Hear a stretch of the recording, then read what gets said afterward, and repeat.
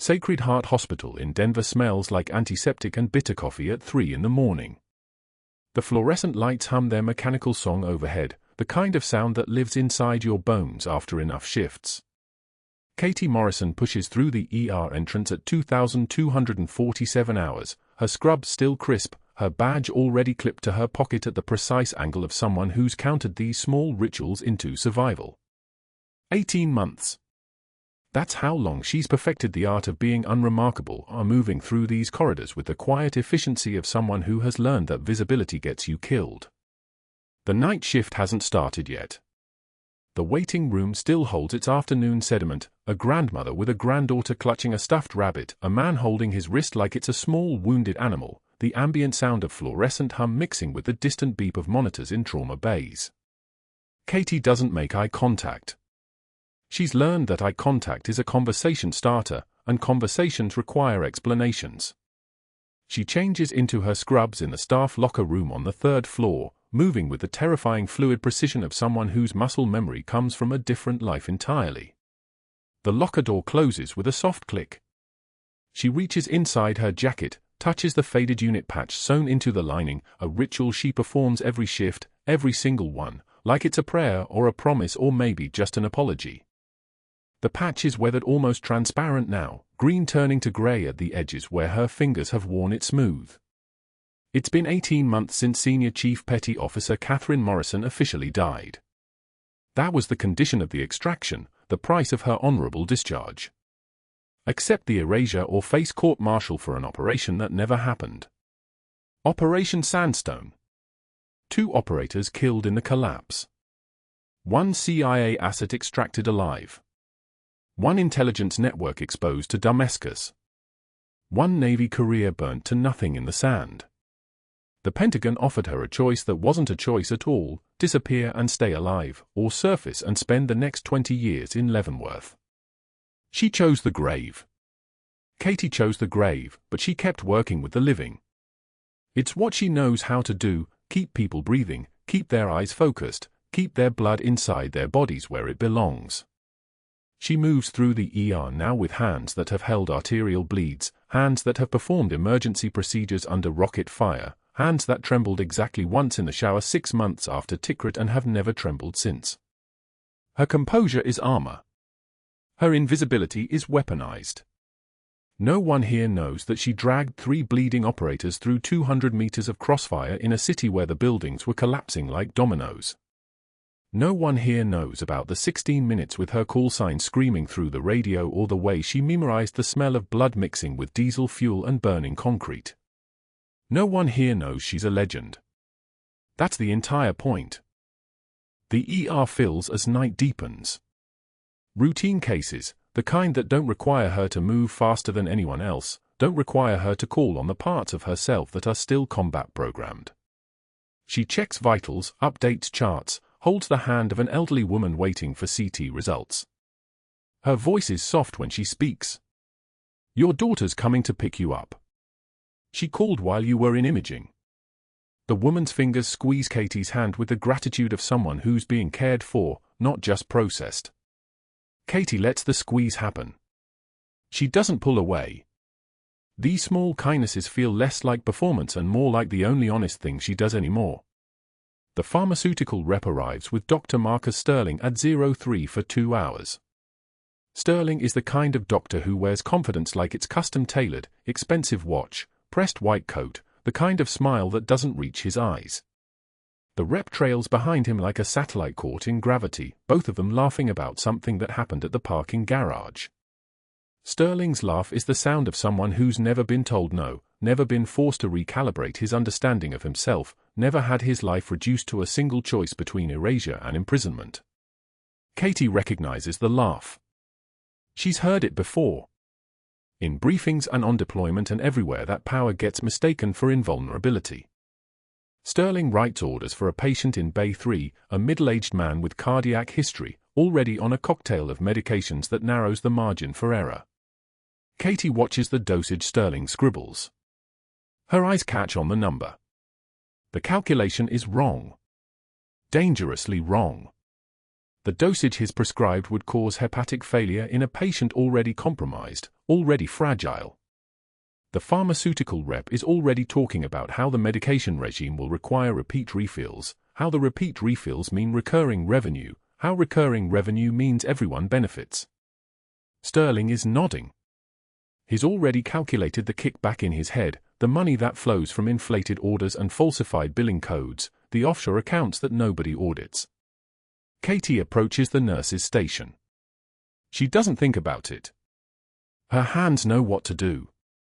She picks up the chart with a handwriting she recognizes, Sterling's aggressive scrawl, the penmanship of someone used to signing things without reading them first. She sets it gently on the counter in front of him. Doctor, the dosage in Bay 3. That calculation's going to create hepatic dysfunction in a patient with his liver function numbers. Her voice is quiet. Exactly the right volume. Clinical. Precise. A statement of fact, not a challenge. The pharmaceutical rep is listening. His pharmaceutical rep is standing right there with his pen poised over his sample case, realizing that the commission he was already spending is about to evaporate. Dr. Sterling's face flushes red. Not crimson. Red. The particular red of a man who's just realized he's been caught, and worse, he's been caught in front of a witness. His jaw tightens. His hands clench on the edge of the counter. The pharmaceutical rep's smile has frozen into something plastic and uncomfortable. No one moves. The moment hangs there like a held breath, like the space between lightning and thunder, like the second before the explosion. Sterling's eyes lock onto Katie's face, and for a moment, she sees something darker move behind his pupils. Calculation. Re-evaluation. A threat assessment that's just reframing her from harmless to dangerous. He says nothing. He just changes the dosage. The numbers are correct now, she watches him write them, but his jaw never unclenches. The pharmaceutical rep leaves after making excuses about another hospital, another committed schedule. Sterling watches them go. Then he turns toward the nurse's station, toward the gathered staff who've all heard exactly what happened, who all understand that a nurse just corrected a doctor in public, in front of a witness, in front of evidence that something about his prescribing patterns isn't quite right. The unspoken hierarchy just experienced a tremor. Later, at 05 for 7 hours, as the night shift begins bleeding into morning and the ER starts its morning transition, Sterling appears at the nurse's station. The day staff is filtering in now, fresh and caffeinated and full of the energy that comes from sleeping. He looks at Katie like she's a stain on his white coat that needs removing. That nurse over there, he says, pointing at Katie without looking at her, the one who thinks she's a doctor. She'll quit within a week. I've made a public bet on it. He says it loudly enough that 3 other nurses hear it. Loud enough that the nursing supervisor hears it. Loud enough that the message is clear, this man intends to make her regret the correction she offered. Katie doesn't flinch. She doesn't break eye contact. She's learned that flinching is an invitation for further strikes, further tests of your tolerance for disrespect. Her hands continue documenting vital signs in the patient chart. Her voice, when she speaks, is steady. Need anything else, doctor? The tone is professional. Deferential. There's no edge to it, no challenge. Just a nurse asking a physician if he requires assistance. That's her armor. That's her weapon. The pretense of compliance while something underneath remains unbreakable. What Sterling doesn't know, what nobody here knows, is that Katie has survived worse than a doctor's public bet that she'll quit. Katie has survived extraction coordinates that were wrong by 200 meters.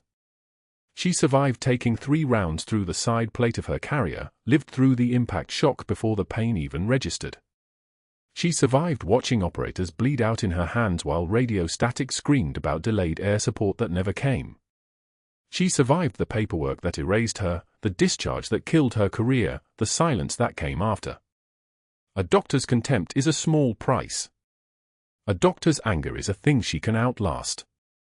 But that's the thing about anger. It doesn't get smaller when you ignore it. It gets patient. It gets strategic. It gets dangerous.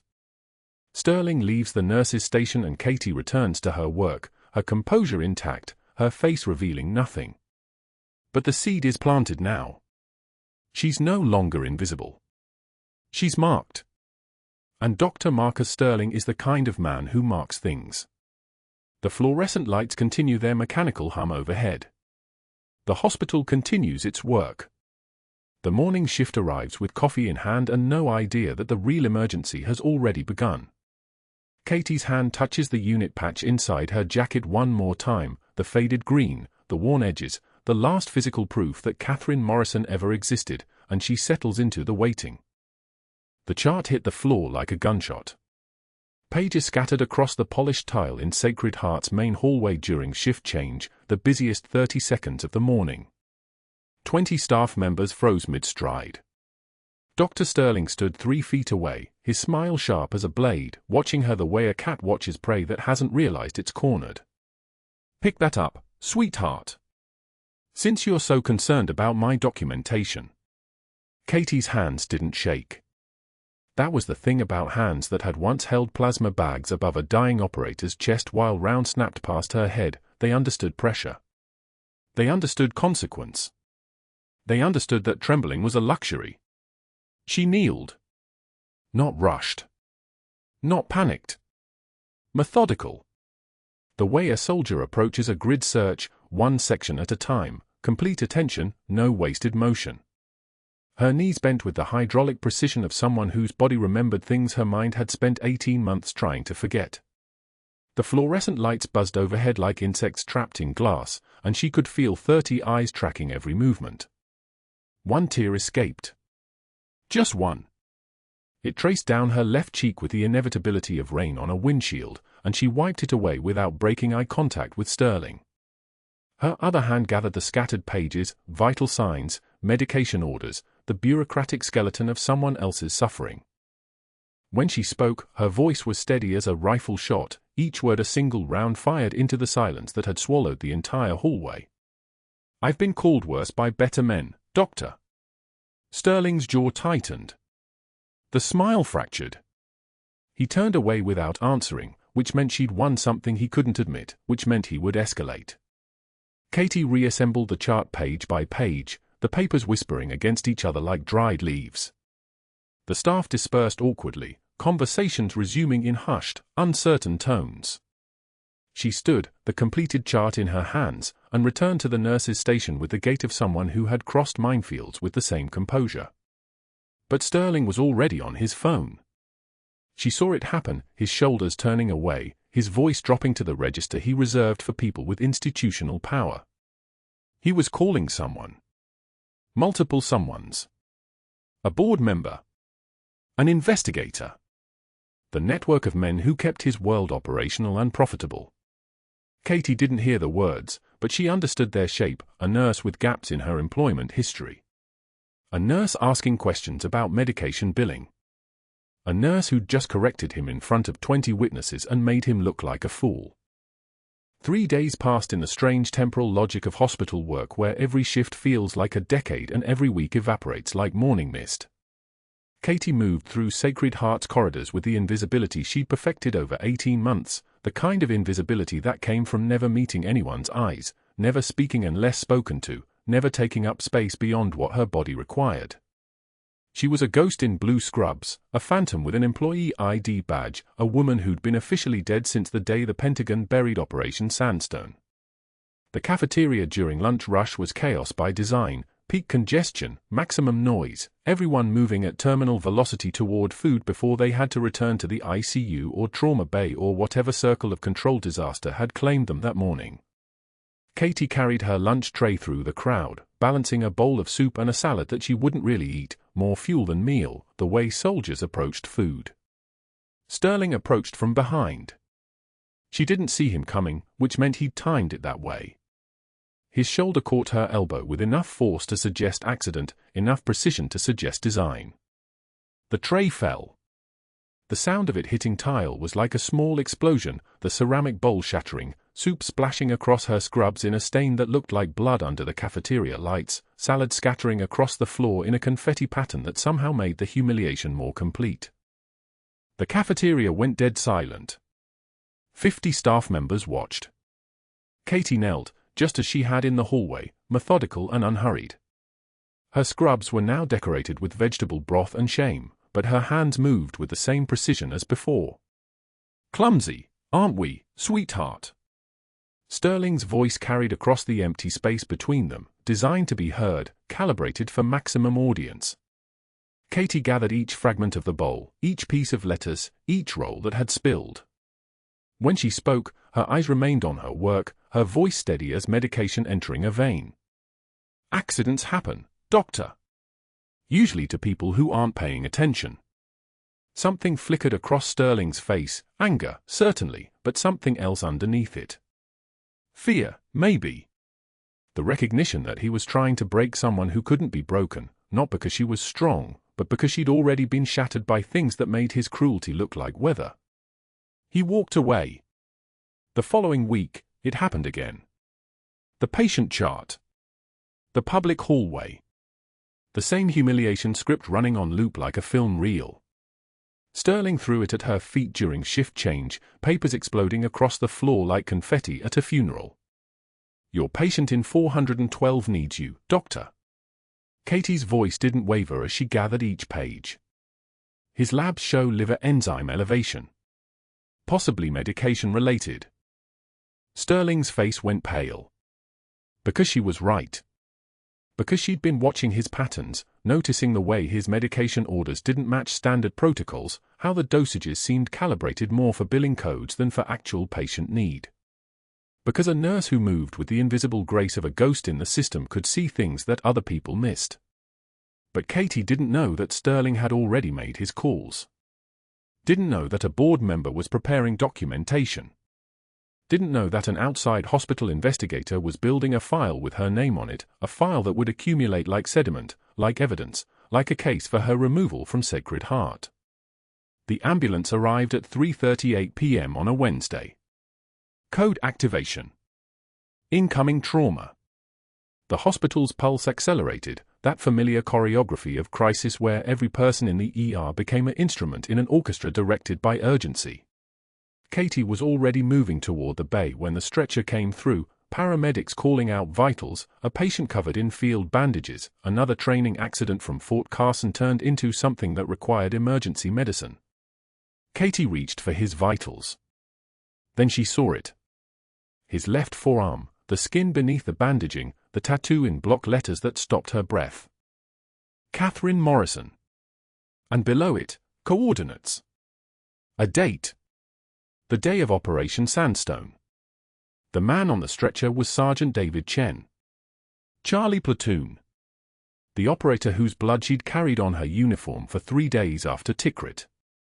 The man she dragged 200 meters through crossfire, her hands locked under his armpits, her lungs burning, rounds snapping past their heads like angry hornets. The man she'd pulled because you don't leave your people. You don't walk away. You don't choose survival if it means abandoning someone who'd trusted you to keep them alive. 12 years. And he had her name tattooed on his body. Not her current identity. Her real name. The name of a woman who no longer officially existed. Katie's hands moved through his trauma assessment anyway, muscle memory taking over. Pupils reactive. Chest wall intact. Abdominal assessment. The palpation revealing deep lacerations beneath the shrapnel wounds, trauma from something that had gone very wrong at Fort Carson. Her fingers moved with the precision of someone who'd done this before, done it without anesthesia, done it while enemy fire painted the walls of a hospital in Tikrit. But Chen's eyes didn't recognize her. The morphine had wrapped his consciousness in gauze, and when his gaze passed across her face, it registered nothing. No flash of memory. No voice from the past. Just another ER nurse. Just another face in the machinery of emergency medicine. Because officially, Senior Chief Petty Officer Catherine Morrison had died the day that operation went sideways, the day 2 operators didn't come home, the day the intelligence network collapsed and the Navy had given her a choice that wasn't a choice at all. Her husband Marcus had been the one who'd planned Sandstone.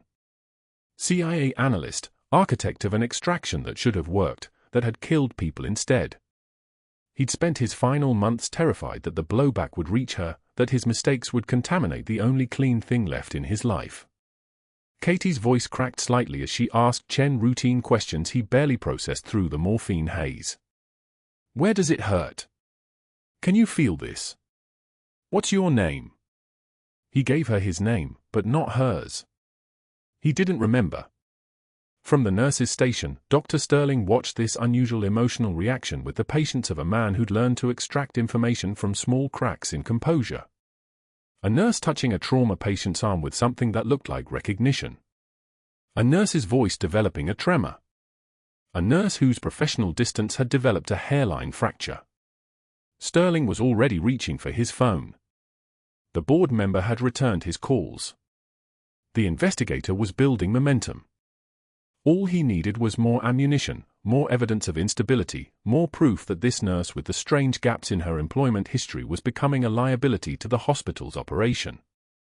But Katie didn't know that her invisible 18 months were coming to an end. Didn't know that the careful architecture of her erasure was about to collapse.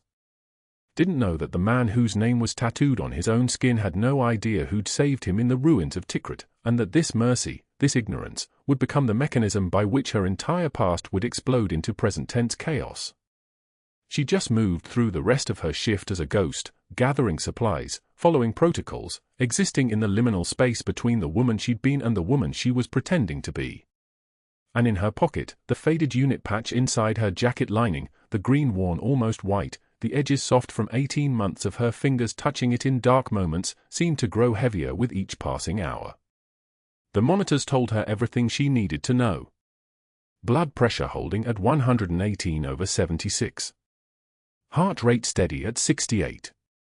Oxygen saturation at 97% on 3 liters of nasal cannula.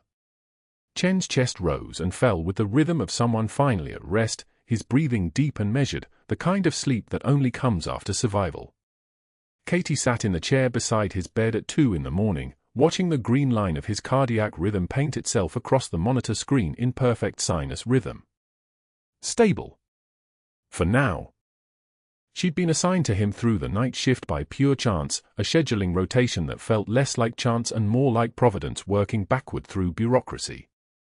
The morphine had worn down enough that his features weren't twisted in pain anymore. She could see the man underneath the trauma.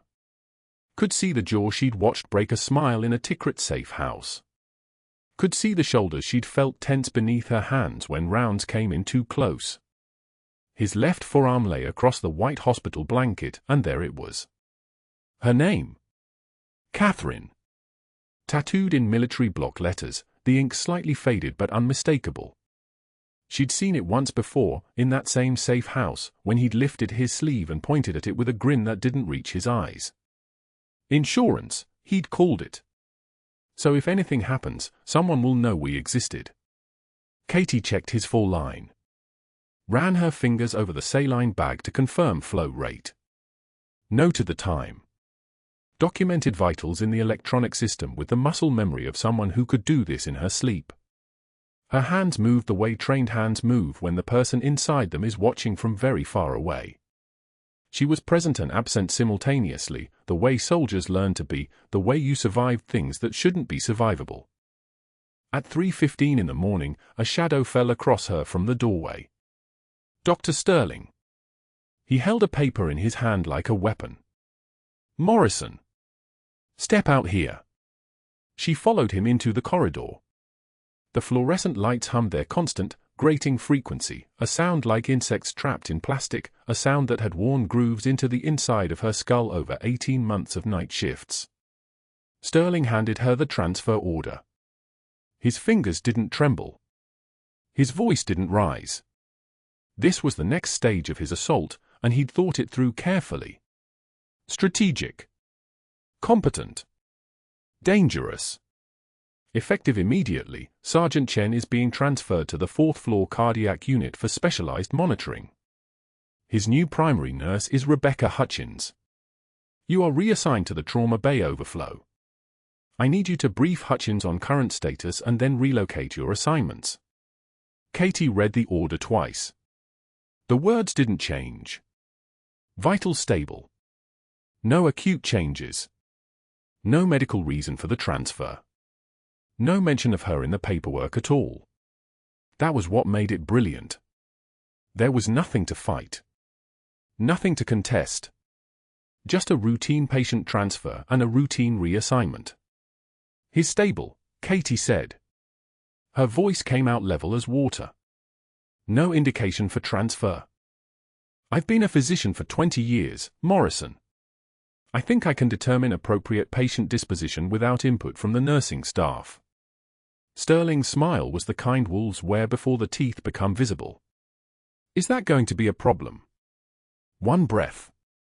Katie took one measured breath through her nose. The fluorescent light hum seemed to get louder, or maybe that was just the blood moving through her temples. She'd been called worse by better men. She'd learned that response in Tikrit under conditions that would have destroyed ordinary people. But this wasn't Tikrit. This was a hospital. There were rules here. Rules that protected people like Sterling and constrained people like her. "No, doctor," she said. "Good. Brief Hutchins. Then relocate." He turned and walked back toward the nurse's station, his shoes making soft percussion sounds against the linoleum. Katie stood in the hallway with the transfer order in her hands, watching him disappear around the corner. She understood what he'd done instantly. Chen was the only patient in this hospital whose presence had cut through 18 months of invisibility. The only person alive who carried her name on his skin. The only thread that connected her to who she'd been. And Sterling had just severed it with a pen stroke. She found Rebecca Hutchins at the 4th floor nursing station 20 minutes later, gave her the handoff report with all the clinical precision of someone reading from a script. Vitals Q2H. Monitor for chest pain, shortness of breath, any signs of deterioration. Call Dr. Sterling with any changes. The words came out of her mouth belonging to some other version of herself. The ghost version. The invisible woman. Then she went back downstairs and worked the trauma bay overflow until the clock struck 5:56 a.m. Bandage changes. For monitoring. Documentation. The mechanical work of keeping a hospital running. The work that nobody sees and everyone depends on. But at 6:15, when the shift change was beginning and the day crew was arriving and Sterling was reviewing charts at the main desk, Katie walked up to the 4th floor. Not to the nursing station. To Chen's room. Just to check. Just to verify that Hutchins understood. Just to make absolutely certain. His blood pressure was 94/52. She stopped in the doorway. Didn't move. Didn't react. Just observed the number on the monitor screen the way you'd observe a warning light on an aircraft. Systolic down 18 points from her last documented check at 5:06 a.m. Heart rate up to 82. Still within the normal range if you were being generous with the word normal. But the trend was wrong. The vector was wrong. Katie looked at Chen's face. His eyes were closed. His breathing was regular. But there was a tension in his shoulders now that hadn't been there 2 hours ago. The kind of physical tension that comes from pain your body registers before your conscious mind catches up. She moved to his bedside. Didn't touch him. Just observed. Ran her hands over his chest through the blanket, feeling for the rise and fall, feeling for any abnormality in his breathing pattern. And there, at the left sternal border, right around the 5th intercostal space where the heart lived. The muffled quality. The dampening of heart sounds that happened when fluid accumulated in the pericardial space. When blood pooled around a heart that couldn't pump against the pressure. Cardiac tamponade. The word came to her in her own voice, the voice from Tikrit. The voice from a field operating environment with mortar fire in the distance and a Green Beret bleeding out because the initial trauma team had missed the same missed injury. Missed the delayed pericardial tear that only showed up hours later when the pressure built and the cardiac output began to fall. Katie pulled her hands back. She couldn't be here. She wasn't assigned to this patient anymore. If Sterling saw her, if he saw her near Chen's bed, it would give him exactly what he needed. Insubordination. Exceeding her scope. the termination case he was already building. She walked to the nursing station where Rebecca Hutchins was reviewing medication lists. "Fourth floor, room for 12, Katie said. "You need to get vitals on Sergeant Chen immediately. Blood pressure may be trending down from his baseline." Dr. Sterling said he's stable. "We're checking vitals on his schedule." "I'm not arguing his schedule. I'm telling you his pressure was lower than baseline 3 minutes ago. He needs vitals now." Rebecca's face hardened. "I don't take orders from the trauma-based staff." Katie nodded. Turned. Walked back downstairs where she didn't belong and couldn't help and could only watch. This was the difference between the woman she'd been and the woman Sterling wanted her to become. The woman she'd been would have walked into that room and done the procedure. Would have gotten the equipment. Would have trusted her hands and her training over anyone's paperwork. Would have saved Chen's life because that was the only thing that mattered. The woman Sterling wanted her to become would follow the chain of command. Would accept the transfer order. Would exist in the space between knowing and acting, which was where most of the world's greatest tragedies happened. Katie clocked out at 7:38 a.m. Walked through the emergency bay one final time, past the code blue equipment and the portable defibrillators and the supply cart where she'd spent 18 months being no one. She passed Sterling's office. Saw him on the phone, his voice low and measured, probably already making the calls. To board members. To the investigators. To whoever else he needed to build the architecture of her disappearance. She kept walking. But she didn't go home. She drove to Fort Logan Cemetery instead, found the grave marker with Marcus inscribed in granite, the name of her husband in stone. She stood there in the cold morning air with her hands in her pockets, both of them bull-tight, and she let herself feel the truth of what was happening. Sterling had found her. Not her identity. But her vulnerability. He'd found the thing that could reach her across all the walls she'd built, and he was using it the way professionals used leverage. Chen was dying on the 4th floor. And she wasn't allowed to stop it. Katie pressed her forehead against the cold stone and thought about what the woman in the Tikrit safe house would do. Not the invisible nurse. Not the ghost. But the senior chief petty officer who'd carried 3 wounded operators through a kill zone while rounds chewed up the ground around her feet. That woman didn't wait for permission. That woman didn't follow chains of command when lives hung in the balance. That woman would break every rule. Chen's systolic pressure hit 80. Then 79. The monitor's beep stretched into a hollow, distant sound, like a heartbeat heard from another room, another world. Katie stood at the nurse's station on the 4th floor, watching the telemetry screen, watching the number that meant a Green Beret was dying 200 meters away while she pretended to chart medication she wasn't giving to patients she wasn't treating. 78. The oxygen sat dropped to 91. That wasn't normal post-op drift. That was cardiac tamponade, blood pooling in the pericardial sac, squeezing the heart until it couldn't pump anymore. The telemetry didn't lie. Neither did her hands, which had performed battlefield medicine under rocket fire in Tikrit, hands that knew what a falling pressure curve meant when you didn't have time for imaging studies or surgical consults. She moved toward the stairwell without clocking out. Without telling anyone. The fluorescent lights flickered overhead, the way they always did when the building's electrical load spiked, and she descended 2 flights in 30 seconds, her pace not quite running, not quite walking, something faster than a nurse in scrubs should move. 3rd floor trauma bay. The monitor screaming on approach, the alarms that meant a man's life was counting down in single heartbeats. Katie walked directly past the nursing station. Walked directly past the attending who was documenting a different patient. Walked directly to Chen's bedside where Dr. Sterling stood reviewing a chart, his expression the particular satisfaction of a man watching his enemy watch a soldier die. "Morrison, what are you?" Sterling's voice cut off when she didn't stop. "Morrison, step away now or you're done." Katie was already reaching for the crash cart. The 14-gauge angiocath needle sat in its sterile packaging alongside the 4 tubing, the flash solution, the collection chamber. Her fingers knew the weight of these instruments the way a violinist knows her bow.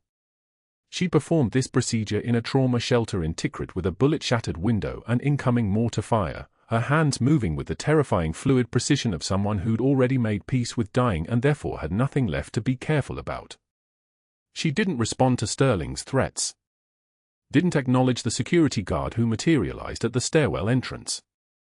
Her entire consciousness narrowed to Chen's pale face, his muffled heart sounds, his pressure reading that looked like a downward slope on a graph no one was supposed to reverse. She's practicing beyond scope. Sterling's voice had climbed into registers that made 3 nurses flinch. This is reckless endangerment. Someone call risk management. Call her supervisor? Katie's hands moved. No hesitation. No permission asking. No filter of hospital hierarchy between her training and what needed to happen. She palpated Chen's chest, found the 5th intercostal space, identified the entry point between the ribs where the needle needed to go. The antiseptic smell of chlorhexidine mixed with something metallic, blood already pooling under the skin. She steadied the syringe. 1 breath. The needle slid through the chest wall with the distinct give of penetrating soft tissue, a sensation that lived in her muscle memory from 12 years of operations that official records claimed never happened. She's contaminating the field. Sterling shrieked. Surgical team, get her away from. The hiss of air escaping. The needle found the pericardial sac. Katie drew back on the plunger and the chamber filled with 60 milliliters of frank blood, the weight of Chen's life measured in red fluid drawn through a catheter the thickness of a human hair. 60 milliliters. That was the difference between a soldier breathing and not breathing. That was the margin between Katie Morrison as invisible nurse and Katie Morrison as the woman whose hands had learned to save lives in places where mistakes meant body bags. Chen's color improved immediately. Not gradually. Not over minutes. Instantly. The ashen mask that had been spreading across his face faded back to something approximating human. His oxygen saturation climbed from 91 to 94. His blood pressure responded like a plant getting water after drought, climbing, stabilizing, finding a rhythm that meant his heart could pump again. The monitor's beep shifted from the irregular, desperate pulsing of a heart being strangled to something steady. Something reliable. Something alive. The surgical team arrived 30 seconds later, 2 residents and an attending in trauma gear who took one look at the collection chamber in Katie's hands, at Chen's improved vitals, at the needle correctly placed in his pericardium, and their faces told the entire story. The attending met Katie's eyes. Held that gaze for exactly long enough to mean something. Then he nodded. One shallow movement. Acknowledgement. Respect. The kind of thing that happened between people who understood that protocols existed for civilians and that sometimes saving a life meant breaking every protocol that stood between you and someone's son coming home. Sterling was on his phone before the surgical team even finished their initial assessment. Katie watched him move from the trauma bay into the hallway, his face the color of overripe plums, his voice cutting through the ER noise with the shrill panic of a man whose carefully constructed world was fracturing. She heard him. Gerald, it's Sterling. Yes, that Morrison situation. No, she's worse than we thought. Yes, I witnessed it. Completely unauthorized. No, there were no orders for this procedure. A pause. Whatever Gerald said made Sterling's voice drop into the range of controlled fury. I have 3 more board members I can call. What about Chen's intake paperwork? Any gaps we can exploit? Any references that didn't check out? Another pause. Then we dig deeper. She falsified credentials. I'm sure of it. Get someone to call her previous employers. Find inconsistencies. And contact the state nursing board directly. I want an investigation filed before end of business. Katie watched Sterling make 3 more calls in the next 4 minutes. Each one a door closing. Each one a piece of her carefully constructed invisibility being methodically dismantled by a man whose power came from institutional memory and favor trading and the particular authority of someone who'd learned how to wield other people's secrets like weapons. She didn't move. Didn't cry. didn't let her expression shift from the professional blankness she'd maintained for 18 months.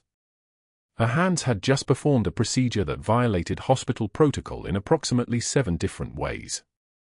Her hands had just saved a man's life. And now those same hands would be the reason she ceased to exist in this place. 2 hours later, she was standing in the security office while a uniformed guard deactivated her badge with the efficiency of someone who'd done this before.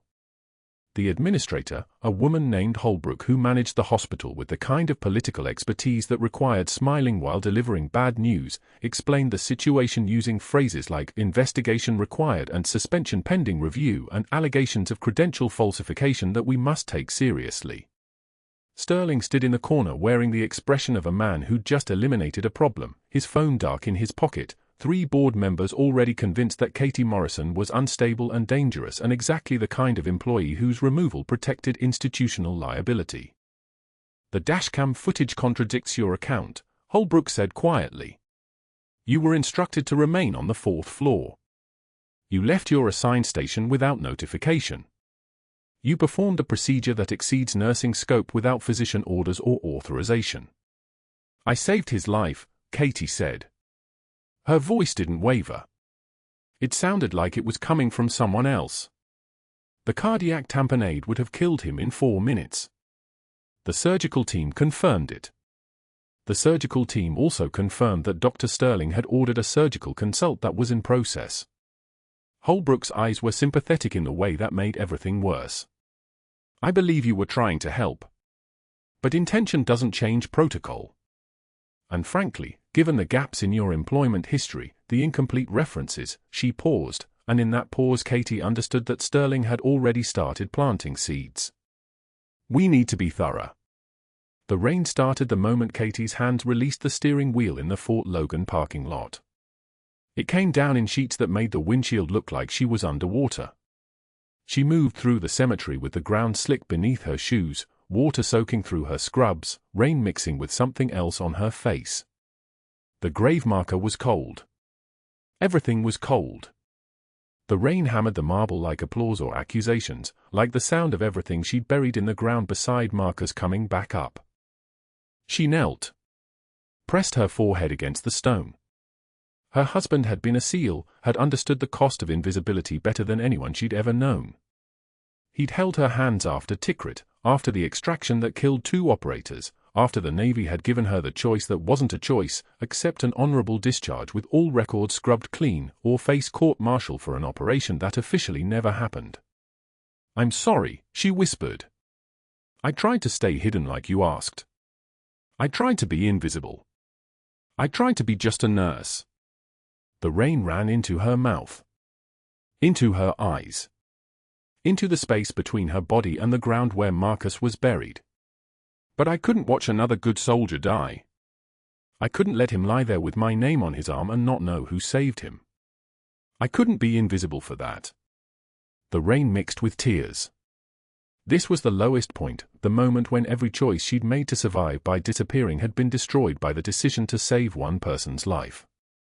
The silence was so thick you could hear the rain outside the car, could hear the wind moving through the cemetery, could hear the absolute emptiness of a woman who'd given up everything to keep a promise and discovered that the promise was all she had left. Then, before dawn broke the next morning, the sound changed. The distinctive whump-whump-whump of rotor blades cutting through air, a sound that had meaning embedded in Katie's bones from 1,000 combat insertions. 2 Black Hawk helicopters descended towards Sacred Heart Hospital's helipad, their approach so precise and coordinated that every nurse in the ER turned simultaneously toward the windows. The doors opened. 4 operators in full tactical kit walked through the sliding glass entrance, rifles slung, boots echoing on the tile in perfect unison, the kind of synchronized movement that meant military bearing, that meant these men had trained together, that meant they'd walked into places where hesitation meant death. The lead operator was barrel-chested and scarred, his face carrying the particular expression of someone who'd spent significant time in places with different rules. His voice cut through the ER noise with the authority of a man accustomed to being obeyed. We're looking for Senior Chief Petty Officer Morrison. Call sign Valkyrie. Security escorts pulled Katie through the automatic doors of Sacred Heart Hospital as fluorescent lights cast everything in clinical white. One hand gripped her elbow. The other held the termination paperwork. Her badge, the one that had gotten her through 18 months of invisible shifts, dangled from the guard's other pocket like evidence at a crime scene. She didn't resist.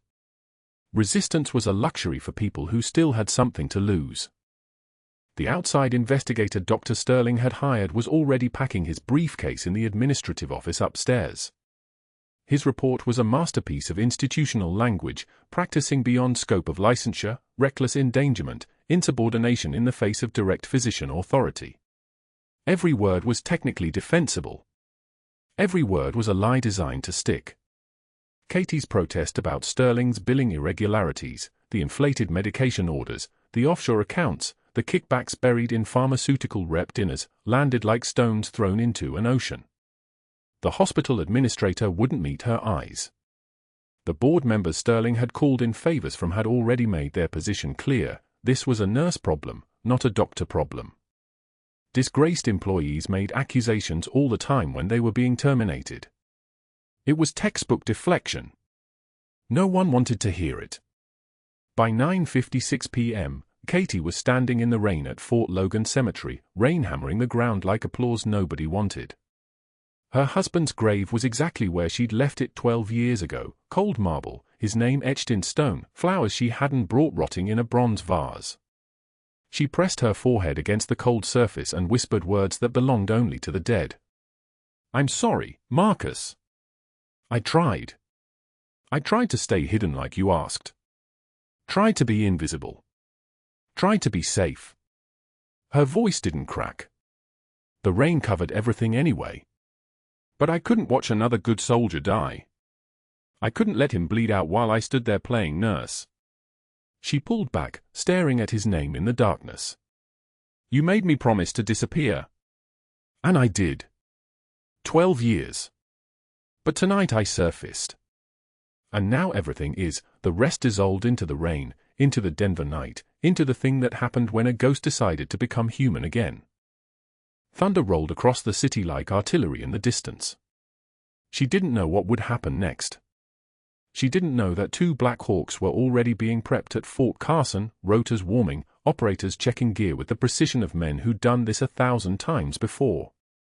She didn't know that David Chen, fully conscious now, his chest closed, his heart beating through its own electrical rhythm, had spent the last 4 hours making calls through classified channels, burning favors with command, speaking his sister's name to people whose names were still classified. She didn't know that Rodriguez had already called the FBI's Denver field office about healthcare fraud and witness intimidation, that agents were executing a warrant to seize Sterling's hard drives, that the quiet Marine Corps veteran in IT named Williams had been sitting on security footage for 3 months, waiting for the right moment to hand it over. At 6:14 a.m., the sound of rotor wash shook the windows of Sacred Heart Hospital. 2 UH-60M Blackhawks descended toward the helipad with the inevitability of judgment. The coffee in the ER break room sloshed in its pot. Monitors flickered. The staff froze, that instinctive moment when soldiers recognize the sound of their own machinery arriving with purpose. For operators in full kit moved through the ER doors with the kind of presence that made the air pressure change. Body armor. Rifles. The bearing of men who'd walked through kill zones and carried their brothers out the other side. One of them stepped forward. His voice was made for giving orders. "We're looking for Senior Chief Petty Officer Catherine Morrison. Call sign Valkyrie." The ER went dead silent. Katie appeared from the supply room without being called, like she'd been waiting for this exact moment for 12 years. The operators recognized something in her, not her face, which they'd never seen, but her posture, the way she moved, the weight of her. One of them nodded. Rodriguez, barrel-chested and scarred across the jaw, held out a manila envelope sealed with red tape marked classified. Then Chen's daughter stepped forward. She was 12 years old, with her father's eyes and her father's courage. Her voice was clear as a bell. "My dad says you're a senior chief petty officer." She extended her hand toward Katie. "His name is David. He was a sergeant. He said you saved him in Tikrit." The girl's hand trembled slightly. "I'm Emma. My middle name is Catherine." Dad said I was named after a warrior angel. Katie took the envelope with hands that had held steady through bullet fire and now, finally, wavered just enough for Emma to notice. Inside was Operation Sandstone. All of it. The names of the operators, 6 of them, 3 now dead, David Chen among the survivors. The extraction route through Jolin district. The CIA asset they'd pulled from a compound that was supposed to be abandoned but wasn't. The 2 operators Katie had lost. The body count she'd carried in classified silence for a decade. And there, in a memo marked for the record, a recommendation from her command, Senior Chief Morrison demonstrated extraordinary valor under fire. Recommend Silver Star, minimum. Her actions preserved 3 additional lives and allowed successful asset extraction under conditions that should have been fatal for all personnel. The Silver Star had been buried the day the operation was erased. Rodriguez's voice filled the ER. Senior Chief Katie Morrison served 12 years as a naval special warfare operator. Bronze Star. Another Bronze Star.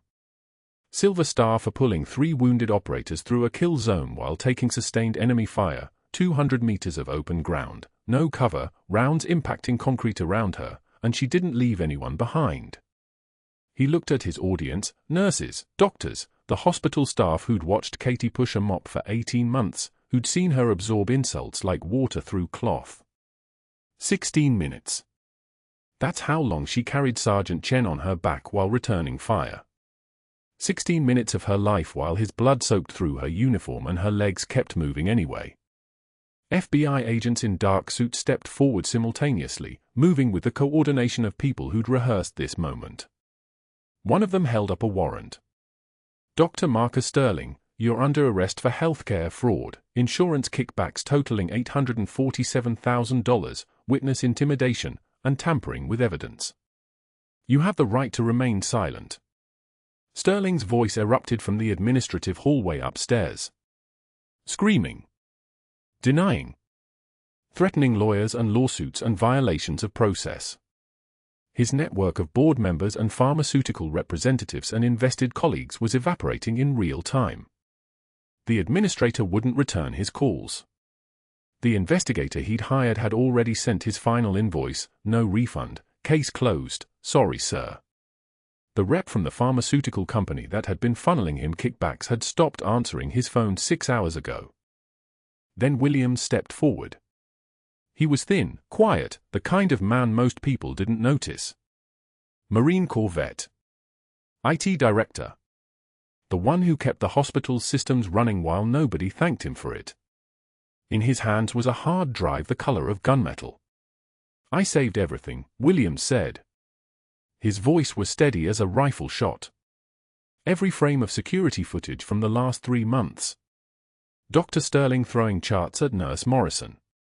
Dr. Sterling knocking her lunch tray to the floor in front of witnesses. Dr. Sterling calling her sweetheart with a smile that looked like a wolf showing its teeth. Williams extended the drive to the FBI agent. I made a handwritten timeline. Dates. Times. Every incident correlated to Sterling's attempts to build a termination case.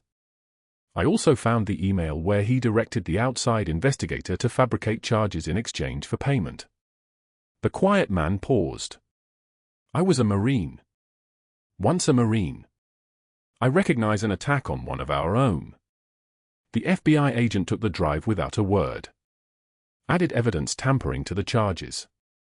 Sterling was escorted from the hospital still screaming, his hands cuffed behind his back, his carefully constructed world collapsing like a structure that had never been load-bearing. The board members who'd supported him suddenly had no memory of their previous calls.